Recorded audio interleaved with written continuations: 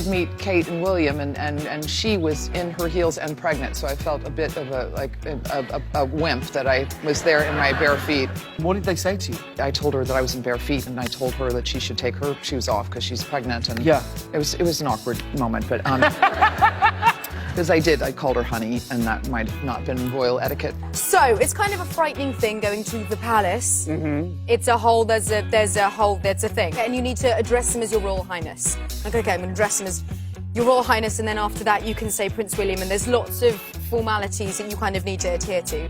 And for whatever reason, probably because I was so scared, I couldn't manage to get out your Royal Highness. So it's kind of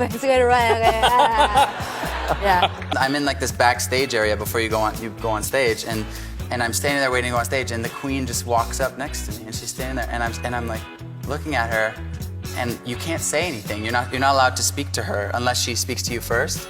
So it was like this very 10 minutes of just awkward silence between me and the Queen. I thought I broke her, to be honest. The Queen has never had to worry about the awkwardness of starting a conversation. She's never had an embarrassing pause because she always must speak first. So she takes as much time as she wants to do that. So she came up to me, she went... and I was just waiting for her to speak, and I swear it was like 30 seconds, and I started to bead sweat.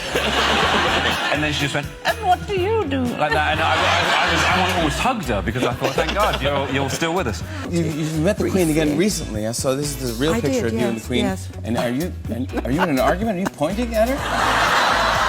You know, when you meet the Queen, or almost everyone gets it. You get this thing that I call Queenitis, which is sort of like a terrible virus that suddenly hits you the minute you're in front of the Queen, and you start saying weird things like, "Oh, it was terribly good fun, wasn't it?" You know, and frightfully nice to meet you, Mom. Someone was kind of holding the door, and I was like, "Oh, can I help you?" He had heaps of things in his hands. So, "Oh, can I help you?" And he's like, "Oh yeah, thanks." And then I dropped something and he helped me find it. And then I was like, "Oh, you're going in here?" He's like, "Yeah." And I was like, "Oh, cool, me too." And you found it very polite and very amigo. Yeah, it's really nice. Yeah, and then it turns out it's Prince Harry. Yes. This is Prince Harry. Yeah, but... This guy. That's Prince Harry! In this song, which I don't remember, they say the phrase booty call over and over again, and I saw Prince Charles was kind of looking perplexed. And he said, booty call. And I said, well, I can explain it to you. It's a little off color, but I can do it. And he said, yes, please. And I said, well, it's when a man or a woman calls a man or a woman to come to their home late at night for the express purpose of getting together and then leaving right afterwards. That would... And he said, oh.